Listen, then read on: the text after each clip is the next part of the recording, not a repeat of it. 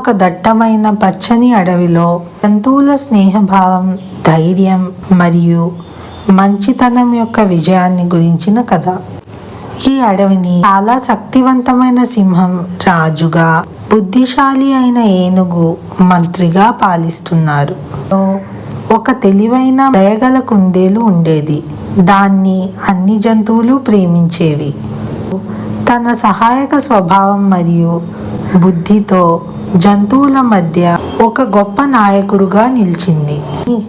ఆ అడవి అంత ప్రశాంతంగా లేదు, ఎందుకంటే ఒక జిత్తులమారి నక్క తన స్వార్థం కోసం సమస్యలు సృష్టించేది.